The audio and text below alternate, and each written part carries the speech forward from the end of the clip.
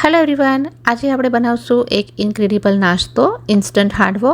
આમ તો હાંડવો દાળ અને ચોખાને પલાળીને એનું ફર્મેન્ટેશન કરીને ટ્રેડિશનલી બનાવવામાં આવે છે, ઉપરથી ક્રિસ્પી અને અંદરથી એકદમ સોફ્ટ. પણ આજે ન તો આપણે દાળ ચોખા પલાળશું કે ન તો ફર્મેન્ટેશનની ઝંઝટ. બહુ જ ટેસ્ટી બને એવો મેથી વટાણાનો હાંડવો તૈયાર કરશું.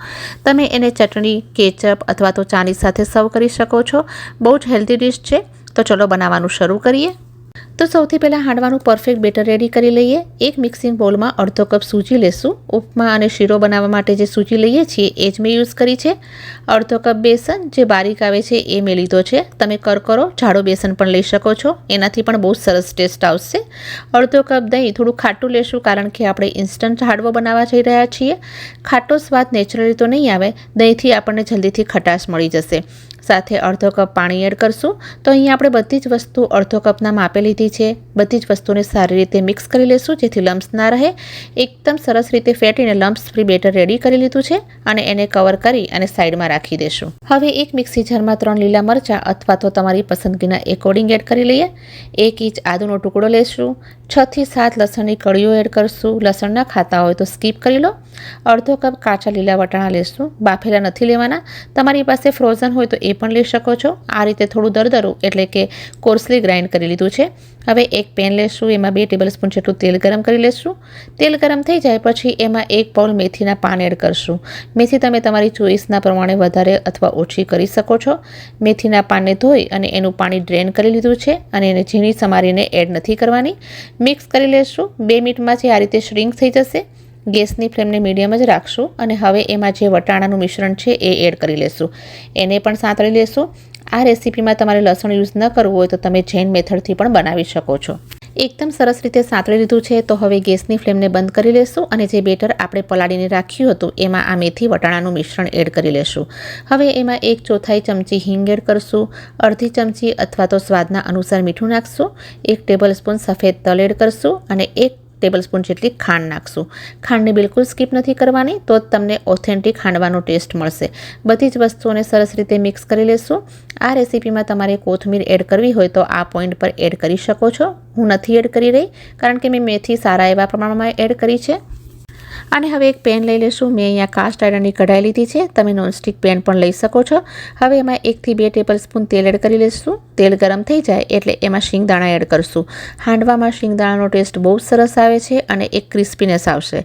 તો એને ફ્રાય કરી લેશું. શિંગદાણાનો કલર ચેન્જ થઈ જાય, ફૂલી જાય એટલે કે ક્રિસ્પી થઈ જાય એટલે એને નીકાળી લેશું. તમે એને જરૂરથી એડ કરશો. હવે આ ફ્રાઈડ શિંગદાણાને બેટરમાં એડ કરી લેશું. સાથે જ 2 થી 3 ટેબલસ્પૂન જેટલું પાણી એડ કરી લેશું અને એ ચમચામાંથી પોર થવું જોઈએ એટલી કન્સિસ્ટન્સી રાખવાની છે. વધારે પાતળું પણ નહીં અને જાડું પણ નહીં.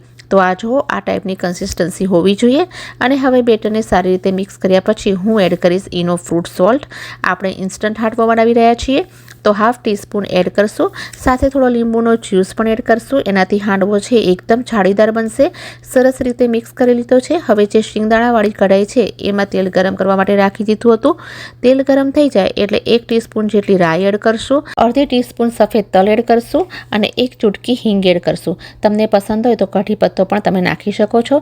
રાઈ અને તલ ક્રેકલ થઈ રહ્યા છે ત્યારે એમાં લગભગ અડધો કપ જેટલું બેટર આ રીતે પોર કરી લેશું અને સ્લો ફ્લેમ પર કવર કરીને 2 થી 3 મિનિટ માટે ચડવા દેશું. અહીંયા એ વાતનું ધ્યાન રાખવાનું છે કે વઘાર એકવાર થઈ જાય પછી ગેસની ફ્લેમને સ્લો કરી દેવાની છે. 2 થી 3 મિનિટ બાદ સાઇડ્સને અલગ કરી લેશું અને એને ફ્લિપ કરી લેવાનું છે. બીજી સાઈડ વઘાર કરવો ઓપ્શનલ છે.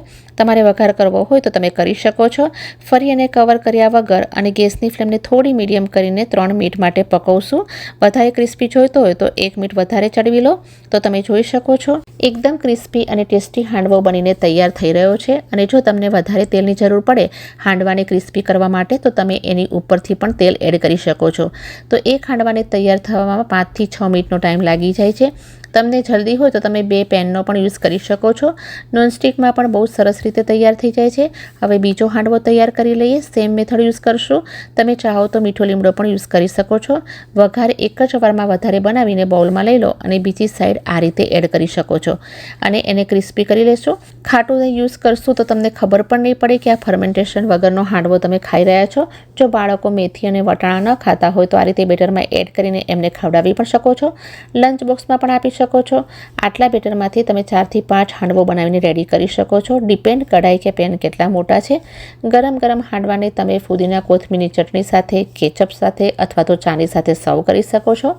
જો તમે કોઈવાર આ રીતે મેથી વટાણાનો હાંડવો ન બનાવ્યો હોય તો આ રીતે ટ્રાય કરશો. એકદમ ક્રિસ્પી અને જાળીદાર સોફ્ટ કઢાઈમાં ઇન્સ્ટન્ટ હાંડવો બનીને તૈયાર થઈ જશે. ખાવામાં બહુ ટેસ્ટી છે અને હેલ્ધી પણ છે. એકવાર જરૂરથી ટ્રાય કરશો. આ વિડીયોને જોઈને તમને આ રેસીપી થોડી પણ પસંદ આવી હોય તો લાઇક બટનને પ્રેસ કરી દેવાનું છે, ચેનલને સબસ્ક્રાઈબ કરી દેવાની છે અને વિડીયોને શેર પણ કરી દેવાનો છે. ફરીથી મળીશ જલ્દી નવા વિડીયો સાથે. ત્યાં સુધી take care and keep watching.